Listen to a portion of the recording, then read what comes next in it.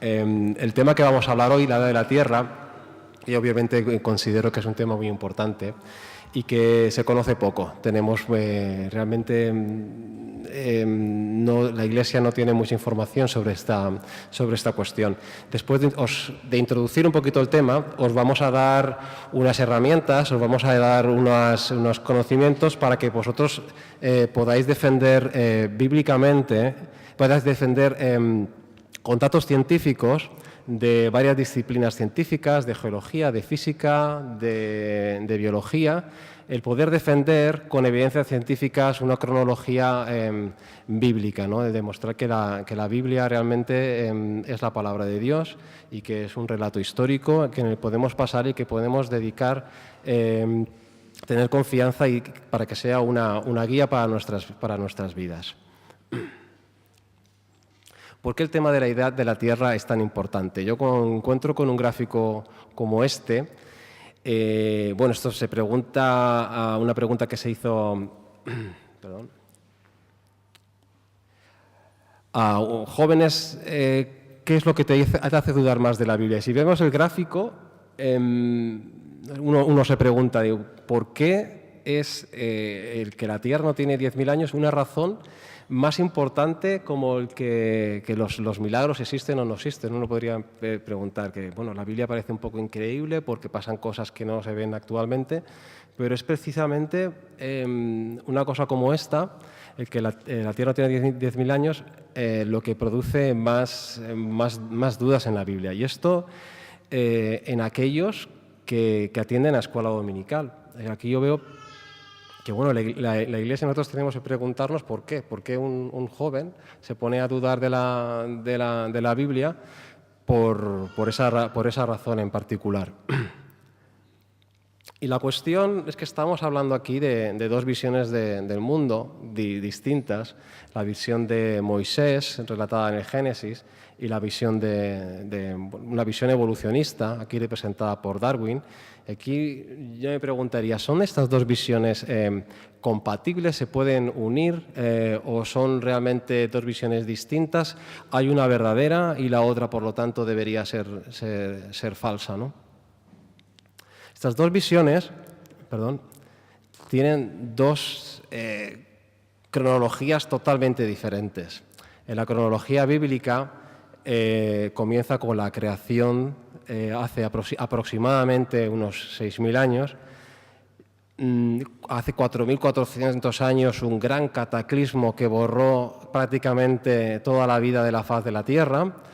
2.000 años sucedió la venida del Señor, nuestro Señor Jesucristo, de Dios que se encarna en un ser humano, hasta llegar hasta el día de hoy. Por el contrario, en la cronología, digamos, secular, evolucionista, más popular, la que se enseña realmente en la mayoría de los libros universitarios, la cronología es muchísimo más extensa. Empieza hace unos 13.000 millones de años en un gran Big Bang. No se sabe cómo que sucedió esta gran explosión. Hace unos 4,6 mil millones de años comenzaría a formarse la Tierra y el sistema solar. Y después la vida surgiría espontáneamente, como ya comentamos en la otra conferencia. De alguna manera, nadie sabe cómo, pero tuvo que producirse a partir de una sopa primitiva. De alguna manera, esta materia inorgánica originó la vida hasta llegar hasta el día de hoy. Y nos preguntamos cómo surge esta idea de que realmente la edad de la Tierra y el universo sea tan antigua, no sé, tantos millones de años. Y la geología moderna, actual,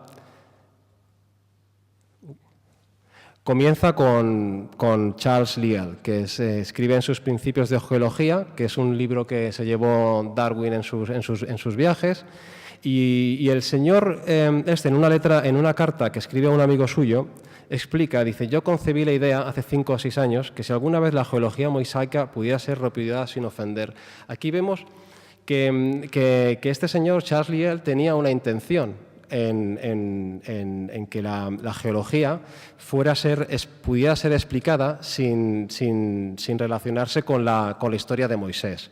Y para eso se le ocurre una idea para que esta geología fuese abandonada sin ofender a nadie.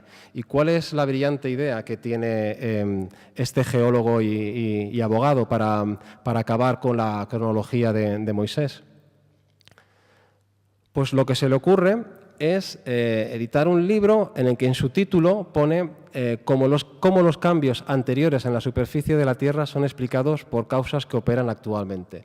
Este señor lo que hace es, yo voy a ver el paisaje geológico y la formación de este paisaje geológico lo voy a explicar a partir de fenómenos que veo en la actualidad. Entonces, viendo, por ejemplo, que un río actualmente puede erosionar 5 centímetros de roca, por ejemplo, pues yo, si veo que se ha producido una erosión de tantos metros, pues yo calculo así el tiempo que tuvo que tardar el río en producir esa erosión. Así que con esto es con una pequeña,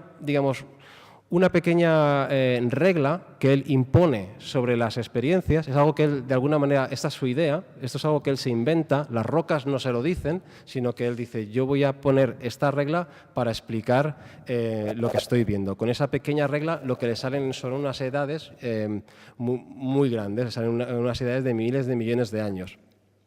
¿Qué efecto tiene esto?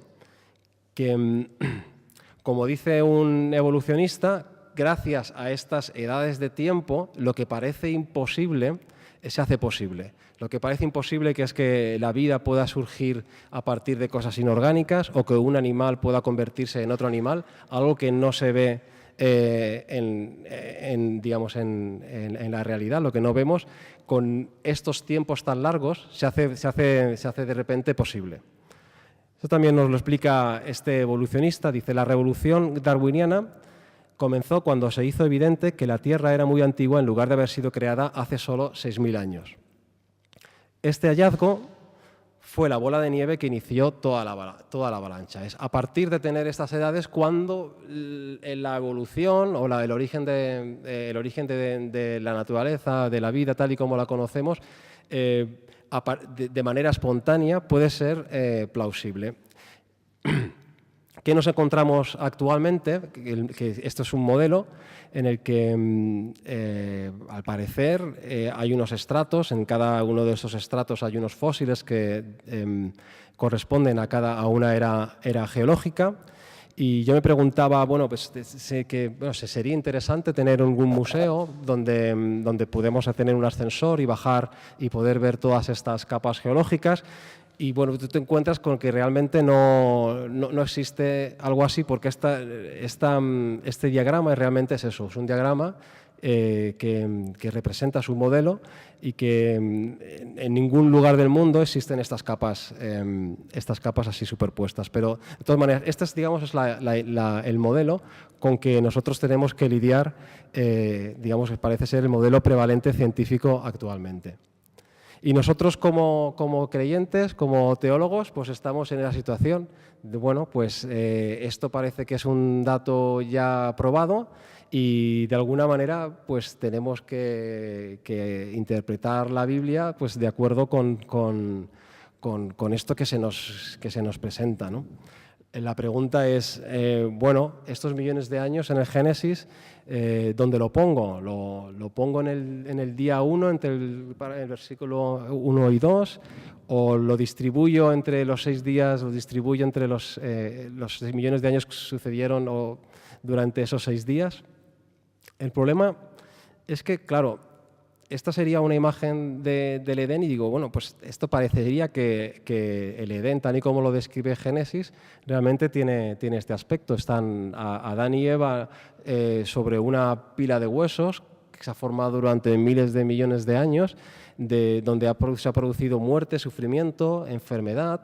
Y claro, según la Biblia, cuando Dios crea el Edén y le dice, pues esto es muy bueno, pues esto, claro, podría chocar, o choca un poco, diría yo.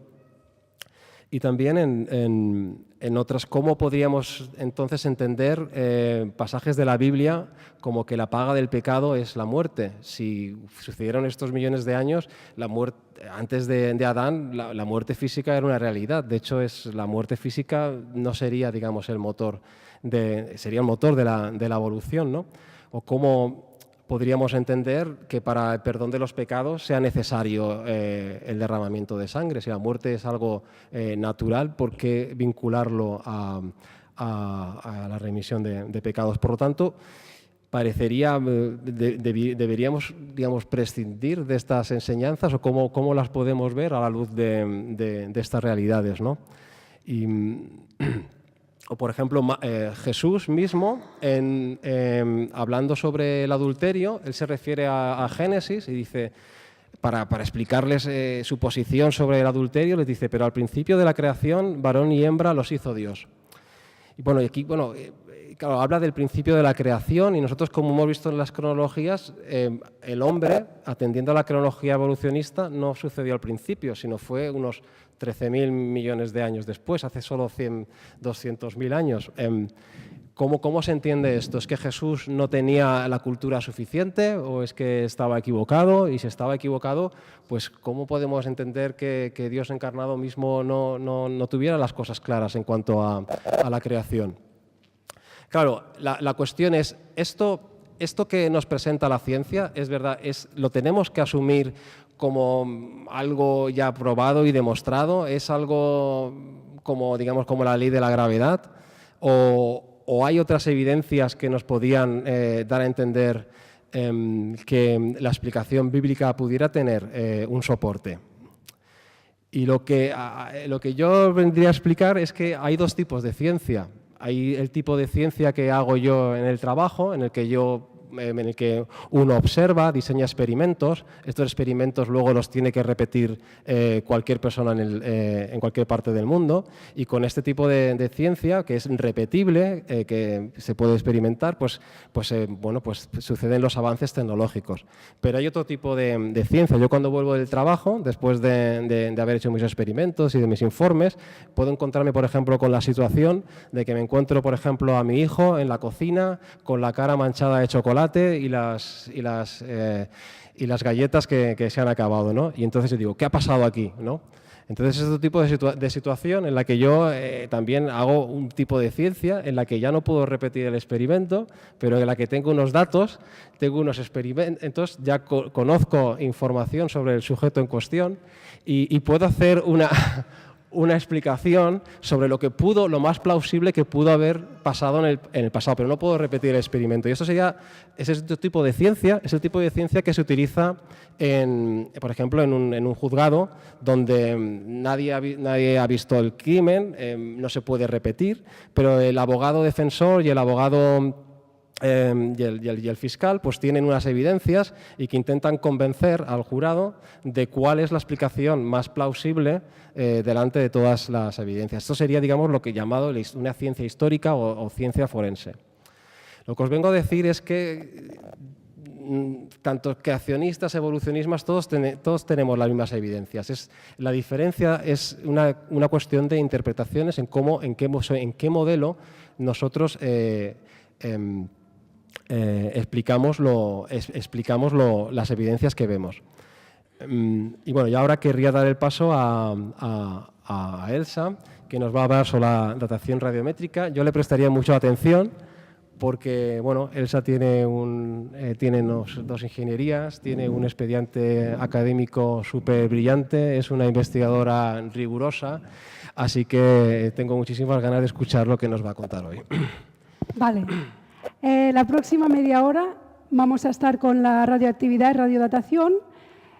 Antes quiero empezar con una anécdota, pero os aviso que voy a hablar muchísimo de ciencia porque era uno de los objetivos de este ciclo de charlas. Cuando me dijeron de hacer esta charla, yo pues no para nada me veía preparada. Soy ingeniera y doy clases en la UPC de cálculo de estructuras y diseño de máquinas. Y entonces pensé en entrevistarme con un profesor de física nuclear de mi antigua formación en física, en un máster de física que dimos la física nuclear y la radiodatación. Y bueno, cuando entré al despacho le expliqué mis intenciones, por qué estaba yo haciendo esta búsqueda, por qué quería información de primera mano de un físico. Y lo primero que me dijo es, ¿pero alguien aún duda de los 4.500 millones de años? Y me dejó bastante en evidencia, me dio bastante vergüenza. Fui muy cobarde, no le dije que dudaba. Me fui un poco por pataneras y empecé el test de preguntas. Yo tenía un test de preguntas para él. Estuvimos como una hora charlando y tal, y al final de la hora no supo responder a ninguna de las preguntas del test. Me fui igual que entré. Entonces yo cuando me iba pensaba, pero él, ¿por qué no duda de una edad tan larga, no? Y bueno, me he dado cuenta en estos años en la universidad, que son los centros más cercanos a la investigación, porque aquí en España es así, en Estados Unidos es distinto, pero aquí la investigación avanza en la universidad, que los investigadores o profesores somos expertos ignorantes, pero más ignorantes que expertos, porque somos expertos en muy pequeñas áreas, como el caso de este profesor de física nuclear que no sabía nada de la radiodatación, y eso nos pasa a todos, ¿eh? Hay mucho conocimiento, la tecnología ha avanzado a pasos agigantados y saber de todo es bien imposible. Vale, la radioactividad es una onda electromagnética. Las ondas electromagnéticas transportan energía de un lugar a otro del espacio y es la doble vibración de un campo eléctrico y magnético. Para que me entendáis, la onda, cuando atraviesa el espacio, lo que hace es crear una vibración en las partículas que existen en el aire y crean una vibración creando una onda sinusoidal.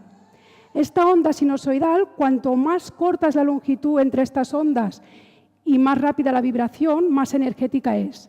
La radioactividad es la radiación electromagnética más fuerte que hay, más que la radioactividad gamma no hay radiaciones electromagnéticas. Vale. La radioactividad es una propiedad natural de elementos químicos.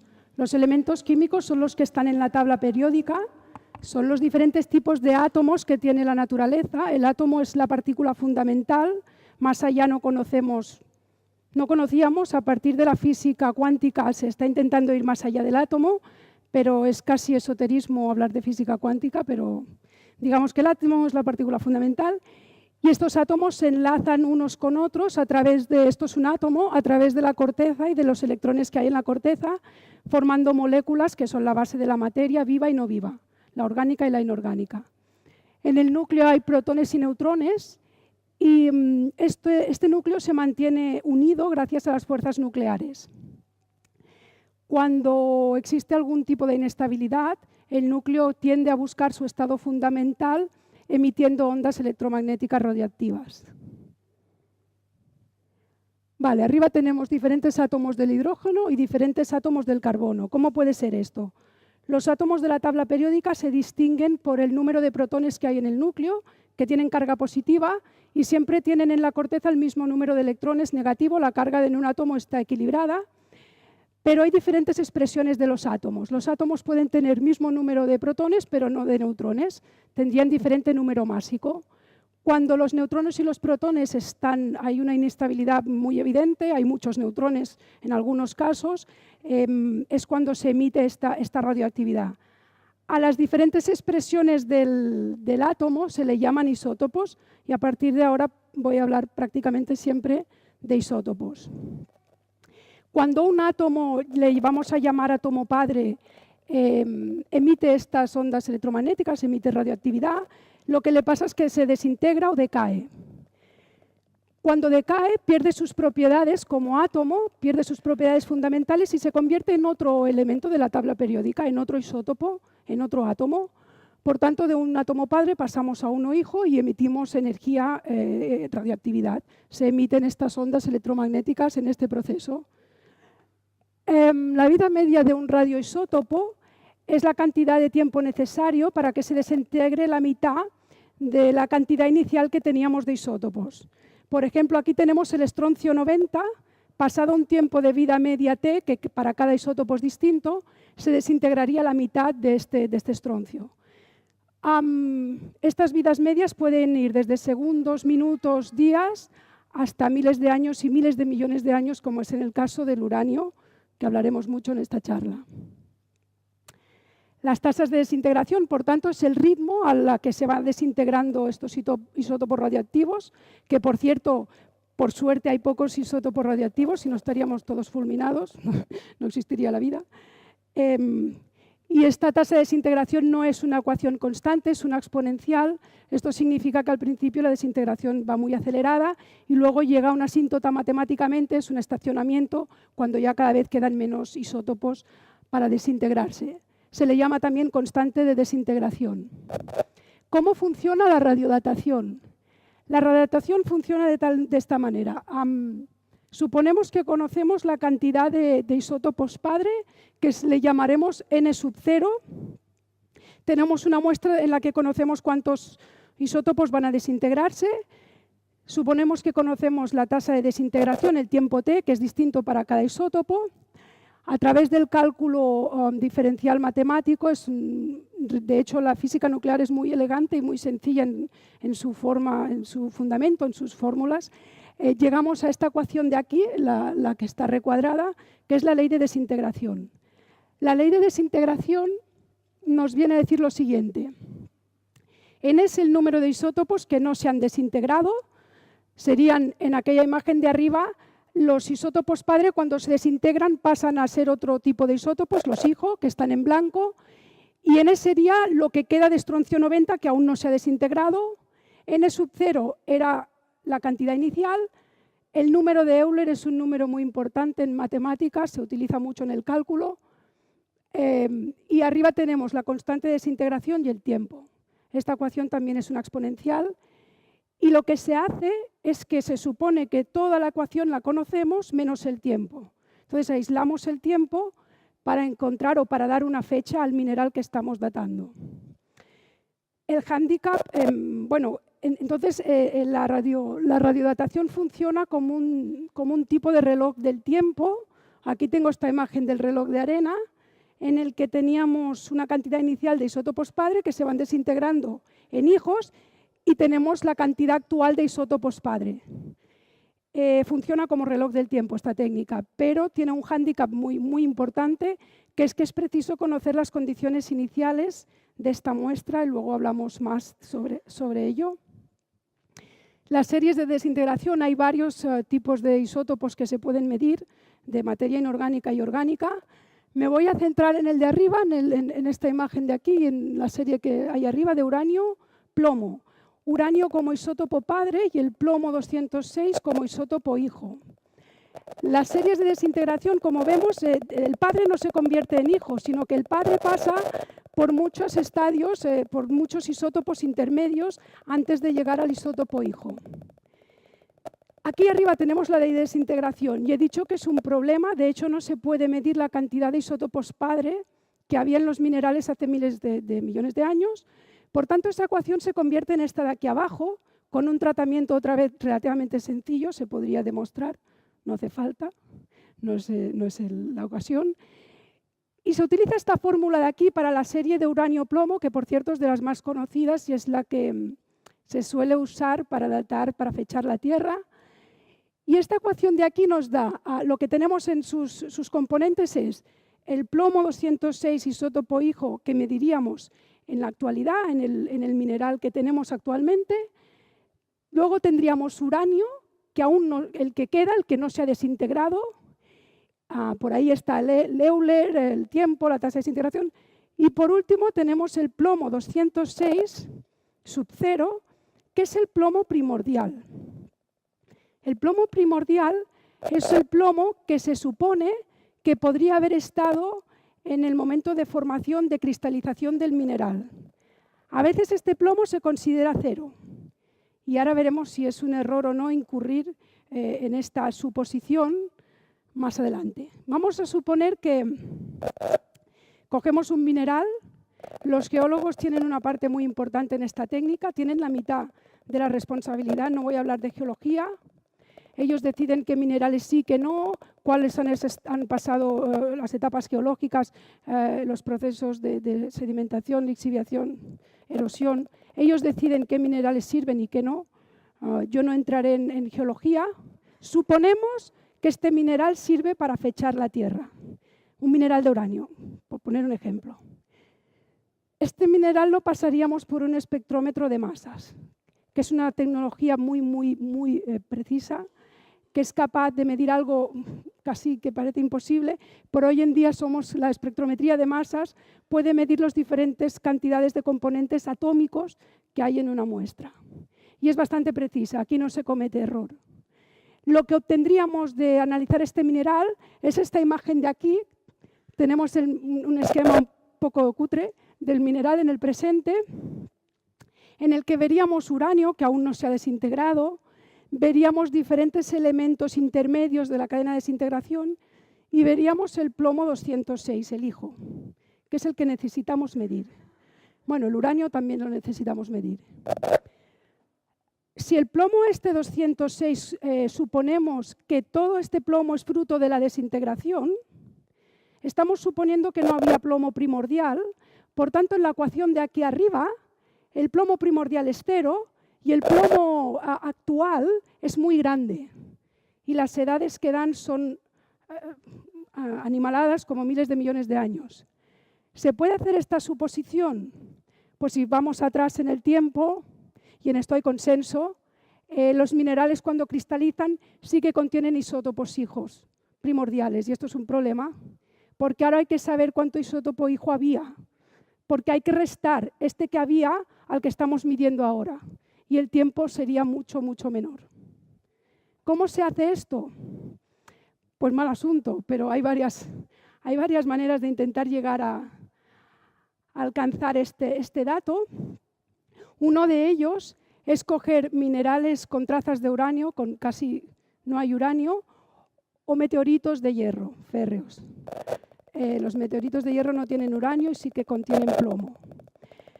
Lo que se hace es medir un isótopo del plomo que no es radioactivo, el 204, porque se dice, claro, si este no es radioactivo, este no forma parte de ninguna cadena de desintegración, por tanto ha estado allí desde el primer momento en la formación del sistema solar.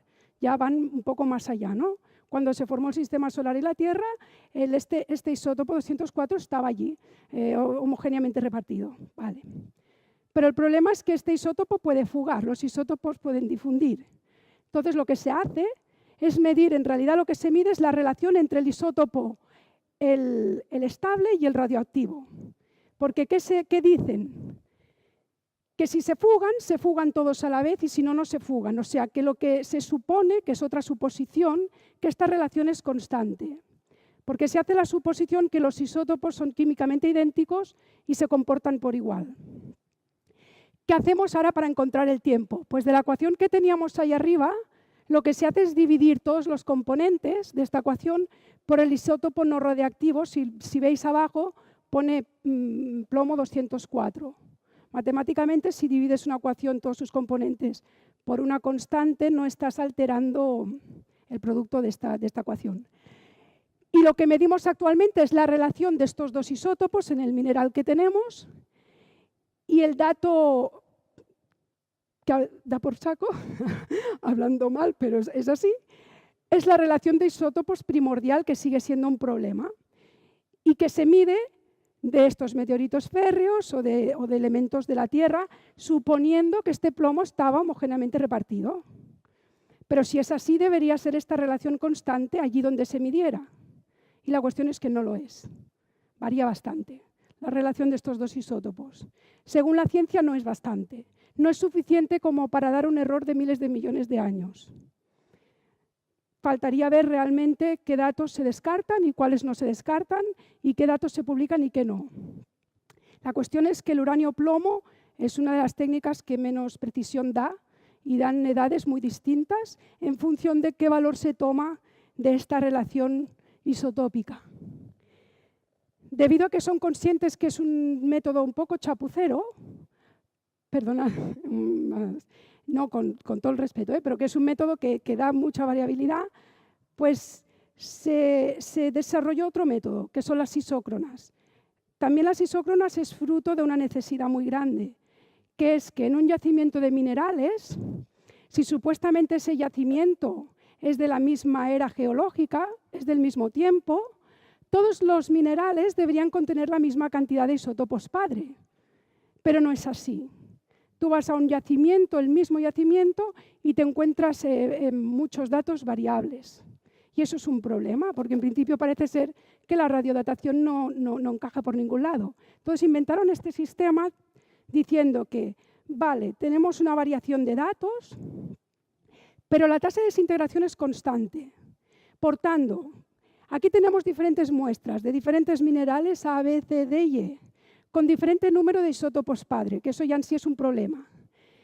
El rubidio es el isótopo padre, estamos en tiempo cero.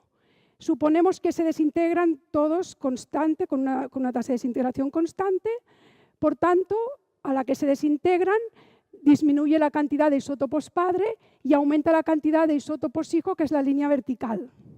No sé si entendéis el gráfico.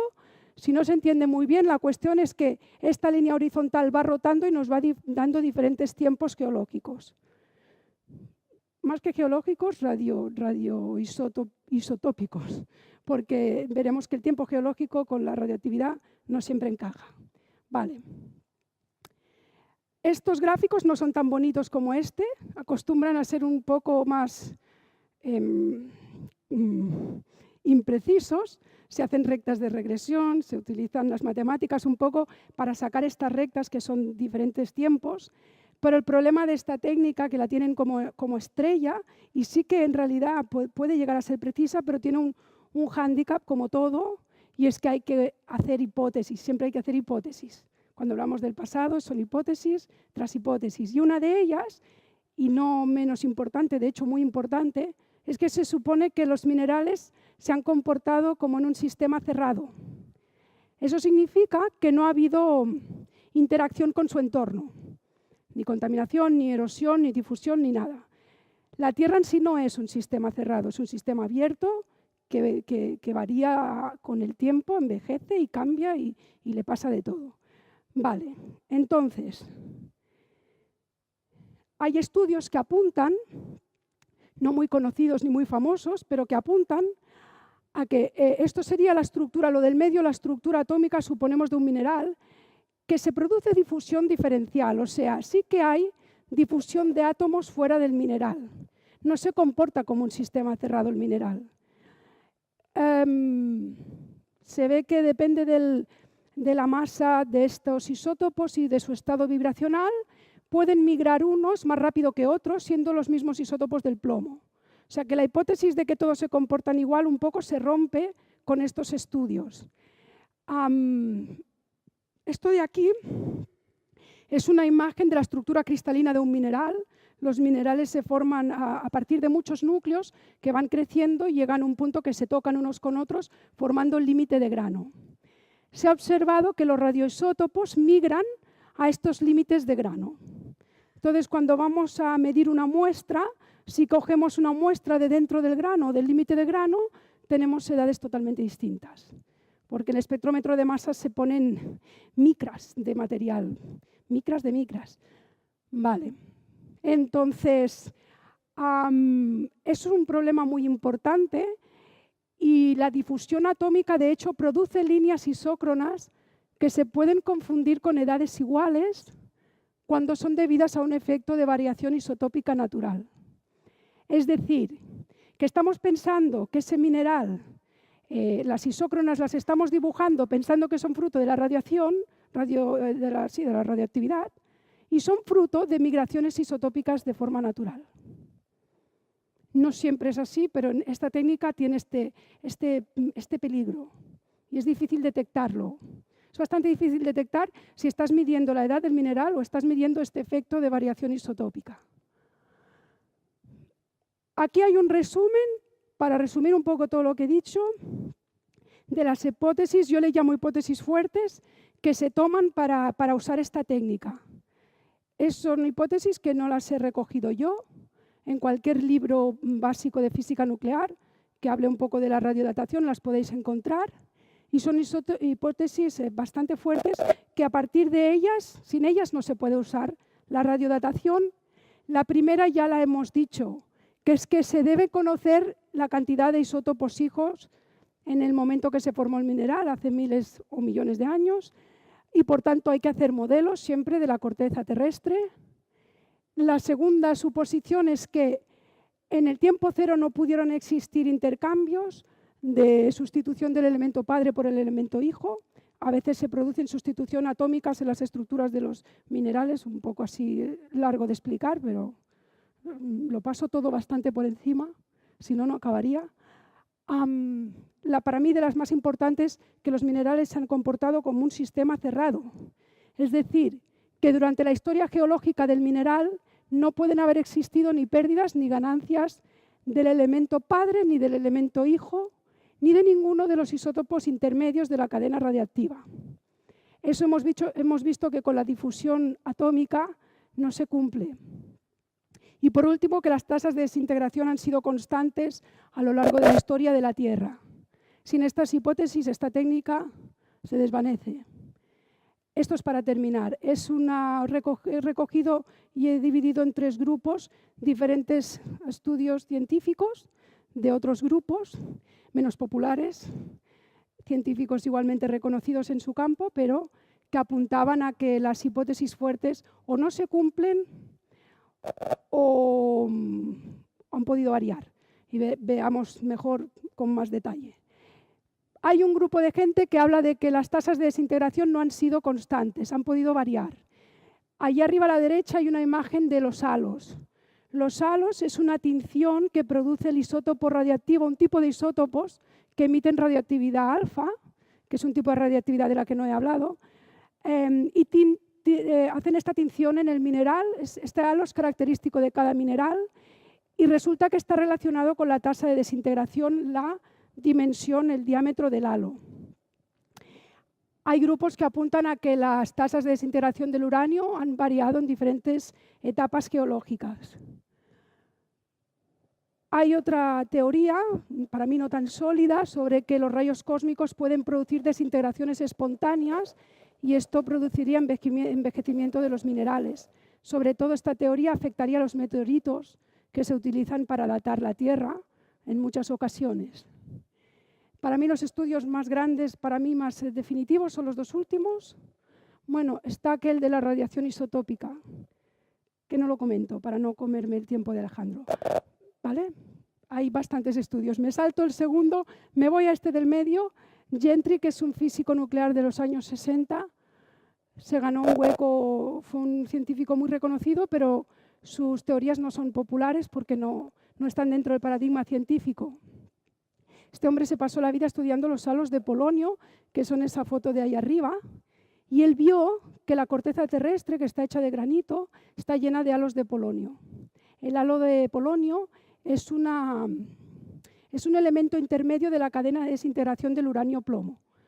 Y él se dio cuenta, estudiando muchísimos años, él postuló una teoría, y es que debieron estar globalmente distribuidos y parcialmente decaídos diferentes isótopos intermedios de las cadenas de desintegración ya en el origen.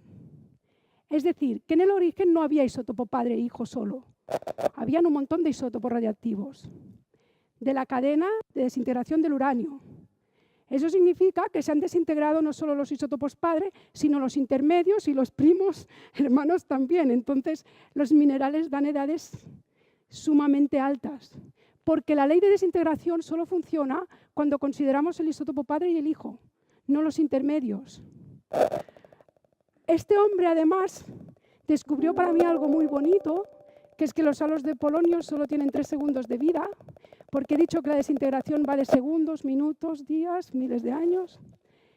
Y él entendió, después de estudiar, que muchos halos de polonio no provenían de una cadena de desintegración. Se pasó una gran parte de su vida estudiando eso y llegó a la conclusión que la corteza, la parte esta de granito de la corteza terrestre, tuvo que formarse espontáneamente, debido a esta imagen, a esta foto de los halos de polonio. La última grupo de estudios son lo que hemos comentado ya. Puede haber fuga de isótopos de la roca por lixiviación. Hemos dicho que los isótopos radiactivos migran al límite de grano y el uranio es soluble en agua. Entonces, si estos isótopos están colocados allí, es muy fácil la lixiviación, que eso significa la fuga del isótopo del grano del mineral. O sea que no se comportan como sistemas cerrados. Este es el grupo de estudio de esta gente que postula esto. Para resumir, la radiodatación se basa en hipótesis muy fuertes que si te las crees, la Tierra efectivamente es muy antigua.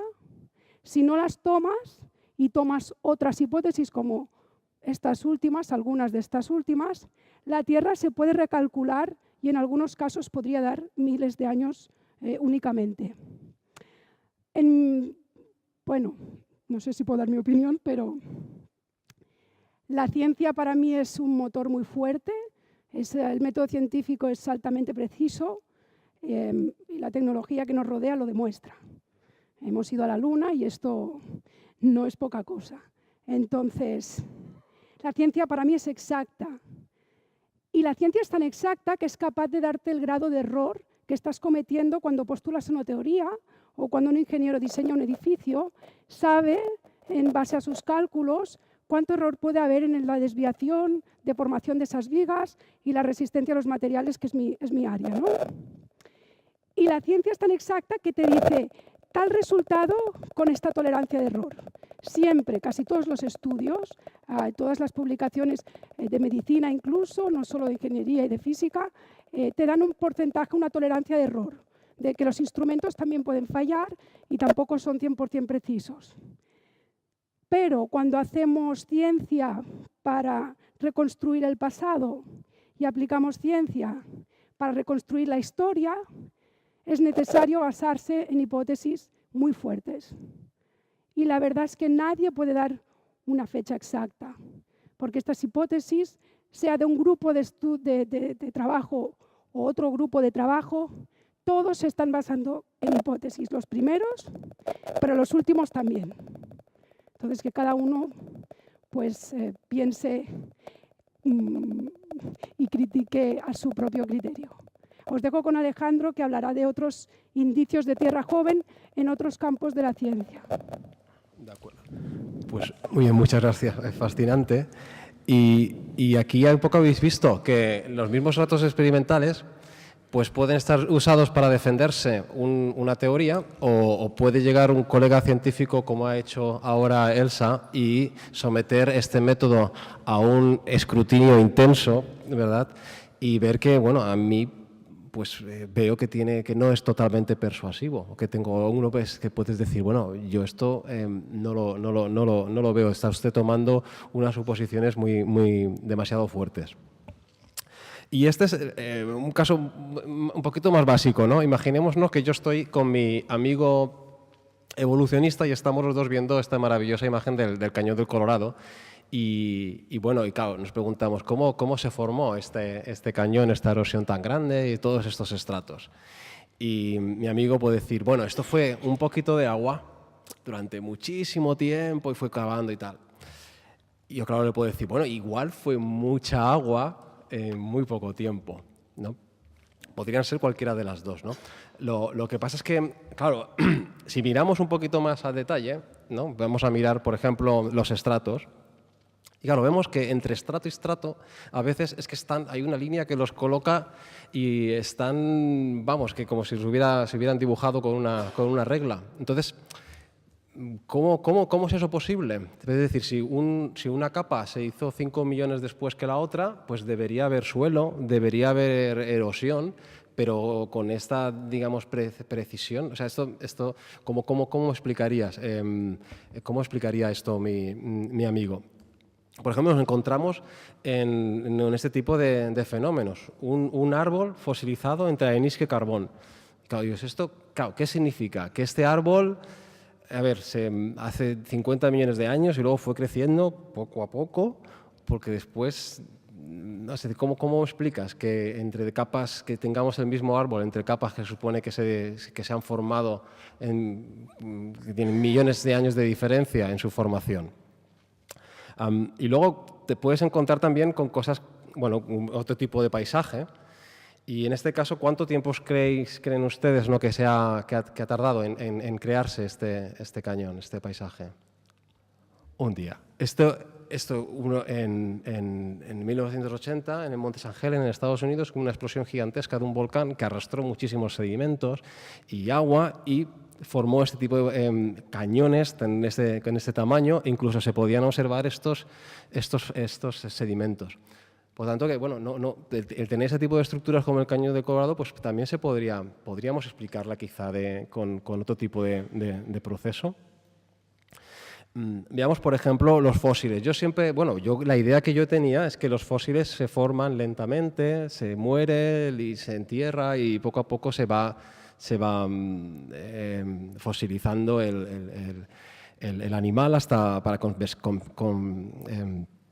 para poderse, digamos, preservar durante todo este tiempo en forma de piedra. Sin embargo, yo me voy con mi familia, nos vamos a un viaje de investigación y nos vamos a una exhibición del grupo de mineralogía, súper interesante, unos minerales. A mi hijo le encantan los minerales y las rocas, y estuvimos ahí mirando los fósiles también, ¿no? Y claro, te encuentras con fósil como este, ¿no? Con estas, no sé, aquí un biólogo, no sé, estos organismos marinos con estos tentáculos, y yo me pregunto, bueno, estos que parecen que están nadando todavía, estos tentáculos, y tenemos aquí varios de estos juntos, ¿no? ¿Cómo explicas que esto se muriera lentamente, esto después? Bueno, te encuentras con fósiles como esto. Este fósil, el de arriba, es un fósil de un tipo de pez extinguido que está dando a luz. ¿Vale? Que está dando a luz. Ven aquí ay, perdón.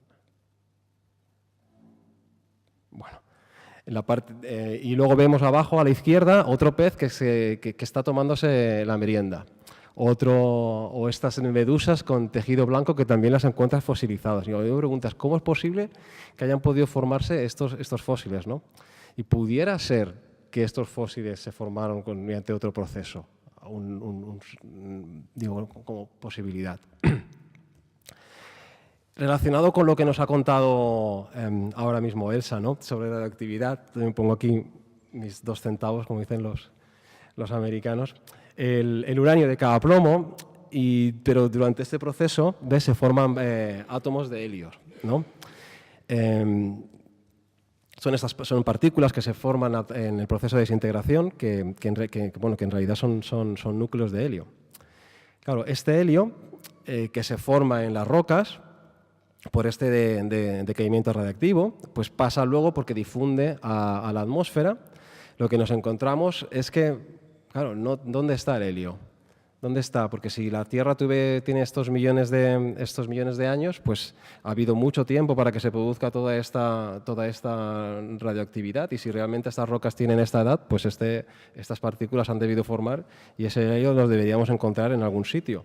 Y la cantidad de atmósfera, la cantidad de helio en la atmósfera que nos encontramos debería ser 2000 veces mayor de la que nos encontramos. Digo, eso es una cosa que te hace dudar, ¿no? ¿De verdad esto pasó así?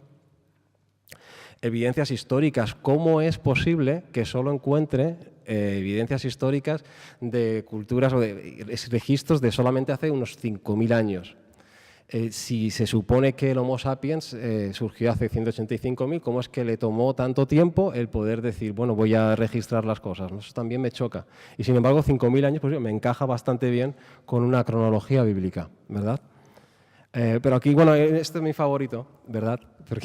Y ese es lo que ya nos contó un poco Gonzalo sobre los tejidos blandos en los fósiles, que te encuentras colágeno, unos capilares sanguíneos, flexibles algunos, restos de glóbulos rojos, y esto, si realmente el fósil tuviera todos estos millones de años, es muy difícil de explicar cómo pudo tener lugar. Y aquí voy a citaros a un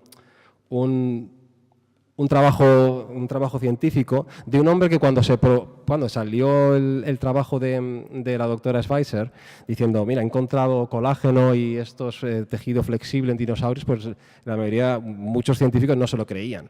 Es decir, esto es contaminación, usted ha sido una patosa haciendo el experimento y este señor, por ejemplo, dice, mira, se lo voy a demostrar ahora muy fácilmente. Cojamos el colágeno y vamos a comparar restos de dos tipos de especies, ¿no? De mamut y tiranosaurios.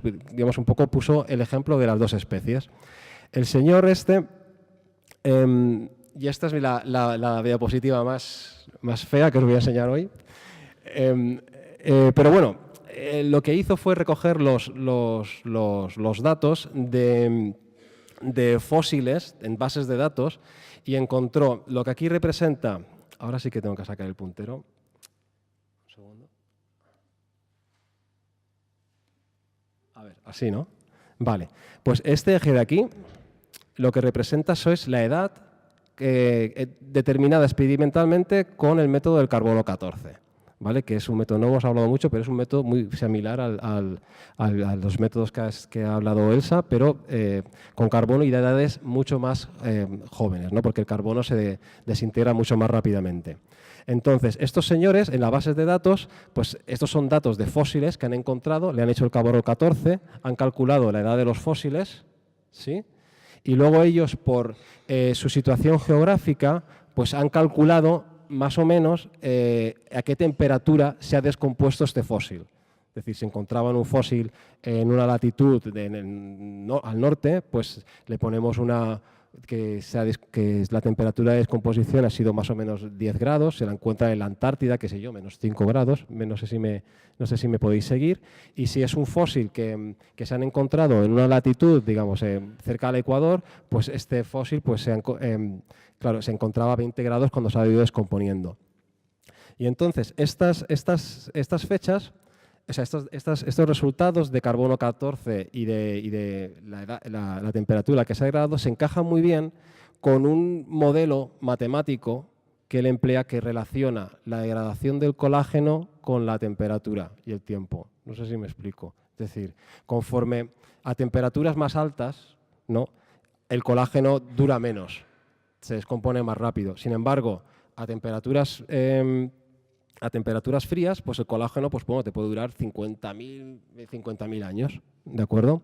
Pues entonces, con estos datos, tú te haces la tabla y dices, bueno, con estos datos, sabiendo más o menos el ambiente en el que vivía el tiranosaurio, en el que vivía el mastodonte, ¿no? En el caso del mastodonte, pues tenía mucho pelo y vivía en un ambiente muy frío y ahí se ha preservado su colágeno. En el caso del tiranosaurio, la imagen que tenemos, ¿no? De Parque Jurásico, ambiente tropical, ¿de acuerdo? A 20 grados. Pues teniendo en cuenta la temperatura y teniendo en cuenta las edades, porque el mastodonte sí que se cree, o supuestamente se extinguió hace 300.000, 0,6 millones de años, 600.000 años, perdón, pues sí que pasaría la prueba. Con estos resultados, pues sí que sería posible encontrarte un colágeno en un fósil de mastodonte, porque por la temperatura y por la edad, pues sí que me encaja, podría durar. Pero en el caso de un Tyrannosaurus rex, de ninguna de las maneras, porque con los métodos experimentales, y yo ya lo he visto, que lo he calibrado con las bases de datos, con edades de carbono 14, etcétera, nunca en la vida, dado que el tiempo de medio de colágeno a 20 grados, 2000 años, no es posible encontrarse colágeno. Sin embargo, en esta gráfica vemos aquí, digamos, esta sería la máxima vida que puede tener, el máximo tiempo que puede durar el colágeno. Entonces representaríamos aquí, y esto es la edad de los fósiles en millones de años, la edad de los fósiles en los que se ha encontrado colágeno. ¿De acuerdo? ¿A mí se me ha ido? Sí, aquí se me ha ido. A ver.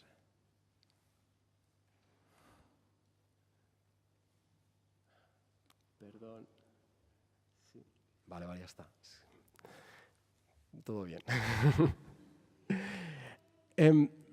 Y bueno, ante estos datos experimentales, parecerían decir, bueno, no parece no estarlo. Encajaría, digamos, realmente son los datos experimentales tan conformes con el modelo de los millones de años. Yo os llamaría la atención a un pasaje bíblico, digamos. Yo creo que ya hemos hablado un poquito, bastante de ciencia y de evidencias, Y en 2 de Pedro 3 encontramos de sabiendo primero esto, que en los posteros días vendrán burladores andando según sus propias concupiscencias y diciendo ¿dónde está la promesa de su advenimiento? Y me pregunto, bueno, ¿quiénes son estos burladores? ¿De qué se burlan? Y ellos dicen, porque desde el día en que los padres durmieron, todas las cosas permanecen así como desde el principio de la creación. O sea, estos señores no me ponen en cuestión la creación, pero sí que me están diciendo que las cosas son y las cosas han sido siempre así. Ignoran voluntariamente, esto me choca bastante, que en un tiempo antiguo fueron hechos por la palabra de Dios los cielos y también la tierra, que proviene del agua y por el agua subsiste. ¿Y qué es lo que ignoran? Que el mundo de entonces pareció anegado en agua. Que el mundo no ha sido tal y como lo conocemos, ni que las cosas no han sido siempre igual, sino que hubo realmente una catástrofe muy grande. Y que es esa catástrofe, dice, pero los cielos y la tierra que existen ahora están reservados por la misma palabra, guardados para el fuego en el día del juicio y de la perdición de los hombres impíos. Esta catástrofe que sucedió en tiempos antiguos y que no debe uno, si para ignorarla, debe uno hacerlo voluntariamente, es decir, hay evidencias que te hacen sentir... parece que hay datos o hay evidencias que realmente me están hablando de que hubo esta gran catástrofe. Pues esta gran catástrofe es señal de que esta misma tierra, con este mismo poder que sucedió la catástrofe, esta misma tierra está condenada para el fuego en el día del juicio. Nos está hablando de un futuro que realmente tendrá un final. ¿De acuerdo? De la misma manera que nosotros sabemos que estamos condenados por nuestro pecado a la muerte. Y esa es la causa de la muerte. La muerte no es una cosa natural, no es una cosa que como decía Santiago, dice, la muerte no es parte de la vida, la muerte es muerte. La muerte ya no es vida. Y la Biblia nos dice que la muerte es el postrer enemigo, no es algo con lo que tengamos que conformar. Y la razón de la muerte es nuestro propio pecado. Pero ahí no acaba la historia, porque por eso vino Jesús. Y por eso Jesús, que no tuvo pecado, pero tuvo que morir físicamente. Cuando él, ya que no había pecado, ¿por qué tenía él que morir? No estaba condenado por su pecado. Y tampoco estaba, digamos, no pertenecía directamente al, digamos, el Espíritu Santo lo cubrió, el pecado de Adán no le afectaba. Y todo eso son cosas muy importantes para explicar por qué tuvo que Jesús morir físicamente y por qué es tan importante que Él resucitase también físicamente y no solo espiritualmente. Porque cuando Él murió pagando nuestros pecados por nosotros, después al resucitar físicamente también nos da a nosotros esperanza en una resurrección física también. ¿De acuerdo? Y bueno, por tanto, yo hoy que creo que os hemos dado un poquito la visión del tema de la edad de la Tierra, de qué consiste, cómo surge, por qué es un tema tan importante para tener una perspectiva evolucionista. Necesita uno de esos millones de años, pero que bueno, hay evidencias científicas que bueno, puede uno argumentar que realmente hay muestras de que una cronología bíblica se defiende muy bien, además con estos datos científicos. Y también ver que no es un tema aislado. Es decir, si uno es cristiano y cree en los millones de años, yo no tengo ningún problema con este señor, pero primero me tendría que convencer a mí experimentalmente, pero también me tendría que convencer en qué lo basa, porque realmente yo, sinceramente, no se lee a través de la Escritura, ¿de acuerdo? Y bueno, muchas gracias por vuestra atención y si queréis pasamos a preguntas. Para Elsa, no sé si lo he entendido bien, a los de... ¿qué eran? Polonio. A los de Polonio, a ver si lo he entendido bien, porque me ha parecido muy interesante la hipótesis que lanza el científico, ¿no? Representa que es una foto del mineral, ¿no? Entiendo yo, donde se ven esos halos, y para que esos halos salgan en la foto representa que la roca tuvo que formarse en menos de 3 segundos. Es eso, ¿no? Entonces, entiendo que esas rocas, que deben ser las más primogenias, no son rocas que han cambiado al lado del tiempo, ¿no? Deben ser rocas del inicio de la creación del mundo, entiendo yo, ¿no? Deben ser las rocas... Se supone las más antiguas, la zona de la corteza ¿no? terrestre, que ya estaban en la formación de la Tierra, la corteza siempre ha estado allí. O sea, que las rocas más antiguas se tuvieron que formar en menos de 3 segundos. Al menos esa capa de granito parece ser que sí, porque este señor en lo que dedicó más esfuerzos, porque le tumbaron toda su teoría, los mismos colegas científicos, diciendo que este polonio era fruto de la cadena de desintegración, porque este polonio está por ahí en medio, entre el uranio y el plomo, es un elemento intermedio. Entonces, este señor se dedicó casi la mitad de su carrera a demostrar que ese polonio no procedía de ninguna cadena de desintegración, es decir, no tenía isótopo padre. Estaban allí ya desde la formación del mineral, desde la cristalización de ese mineral. Entonces, si esa hipótesis fuera la correcta, representa que la creación del mundo en un día sería plenamente factible. Sí, este es de los pocos científicos que tiene una prueba tan evidente, porque sus artículos están publicados, no se han rechazado ni lo critican porque era creyente, si no, no te dedicas media vida a estudiar esto con tanto furor. Es una evidencia de la creación espontánea, una de las más fuertes quizá. Yo tampoco sé en otros campos de la ciencia que hay, pero en física nuclear esta evidencia es bastante bonita y hasta ahora nadie le ha dicho que aquello no sea verdad, que ese polonio, aunque los no creyentes siguen pensando que podrían haber pasado otras cosas, pero los mismos que se fían de la radiodatación y se fían de saber si habían o no isótopos hijo, son los mismos que le critican que sí podían haber allí isótopos padres. Es decir, los mismos científicos se desmontan ellos mismos intentando criticar estos artículos que son muy evidentes. Hola, buenas tardes. Increíble, otra vez, de nuevo. Una cosa que me ha llamado bastante la atención es que tanto la primera exposición que dio él sobre la biología, qué era lo que tenía que haber para que se pudiera crearse vida, por decirlo de alguna manera, que de la materia más simple tenía que pasar por digamos que tenía que estar las cualidades cerradas, ¿no? Que no hubiera cambios para poderse generar vida, porque si no, el óxido, aquello que estuvimos comentando, y hoy volvemos a tratar otra vez que en la datación de la Tierra tendríamos que pensar como un elemento cerrado, que no hubiera cambios, y precisamente es un contrasentido del tema de la evolución, ¿no? Por decirlo de alguna manera, porque la evolución significa un cambio. Si en cambio tú estás diciendo de que para que se genere esa evolución primero tendría que ser cerrada, o sea, que no hubiera nada que afectara a esos cálculos, es un contrasentido total. No sé si me explico en ambas cosas. Yo creo que te explica bastante bien, pero ves, uno no tiene por qué ser coherente, digamos. Uno... Sí, ves que realmente tú defiendes tu modelo, das más y menos importancia a cada argumento defendiendo si justificas y defiende tu posición o no. ¿Verdad? Como tú dices, ahora a mí me interesa el cambio, pues me interesa el cambio. Quiero que me interesa el cambio de que no se mueve nada, pues me interesa que no se mueve nada. Con el tema de los tejidos igual, ¿verdad? ¿Y cómo que se ha conservado? No es que ahí no ha entrado nada, pero bueno, mientras el colágeno estaba preservándose, no sé cuántas especies han estado evolucionando y no sé cuántos ecosistemas y extinciones y de todo, y en cambio en este hueso ha quedado todo igual, ¿no? Y con las rocas, ¿verdad? Muy parecido, sí.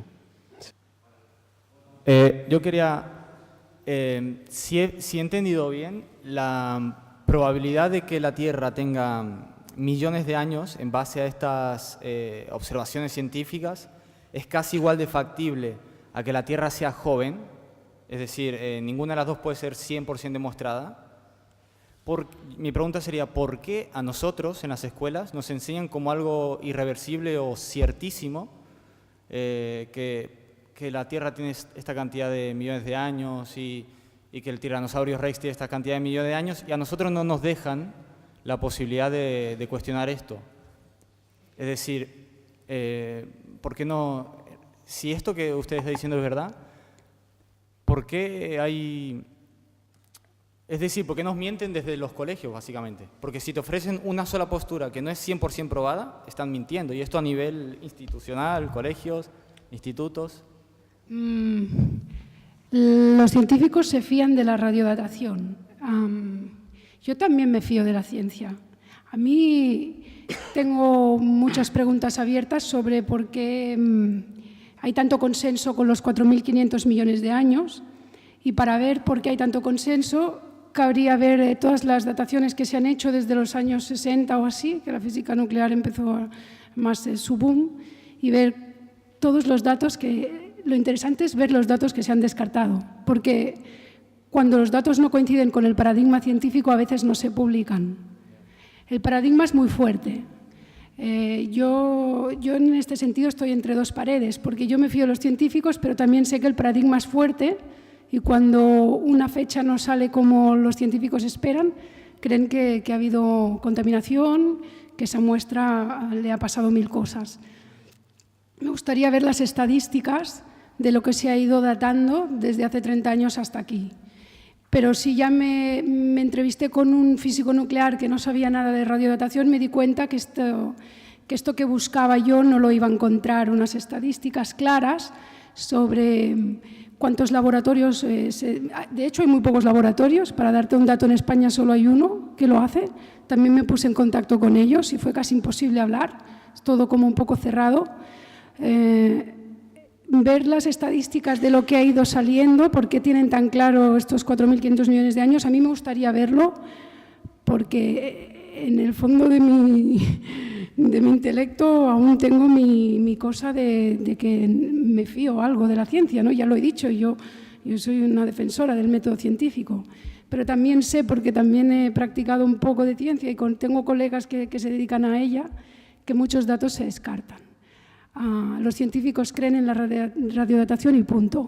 Y estos otros grupos de científicos que son igualmente honorables, que han hecho publicaciones en revistas serias, pero son un reducto, que no he querido decir quién son porque no me parece bien, todos son científicos para mí igual, pero son sobre todo del grupo de creacionistas, este grupo internacional, que ahora no me sale el nombre. El Instituto... Institute of Creation Research, ¿no? Esos son, sí. Son creacionistas y no se les toma mucho en cuenta. Cuando ellos hablan ya directamente los abuchean bastante. Son serios, porque yo he visto artículos y sobre todo le he dado mucho énfasis a los estudios del polonio porque este señor se ganó un nombre dentro del mundo de la física y publicaba en las mejores revistas que hay internacionales. Pero la ciencia también es un monopolio, como todo en este mundo. Las revistas más potentes también tienen asumido el paradigma, les interesa la evolución, la Tierra antigua y hasta que no salgamos de este paradigma, que faltaría un cambio de mentalidad muy grande, las revistas tienen mucho poder, igual que los medios de comunicación.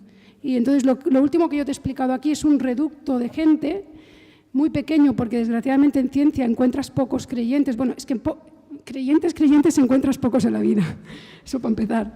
Entonces esta gente no tiene mucho eco, no se hace resó en catalán, no me sale ahora, no se hace resó de sus publicaciones y están así como en un cajón desastre, pero allí están y cada uno pues que vaya, vea y opine si son igual de serios unos que otros en sus hipótesis.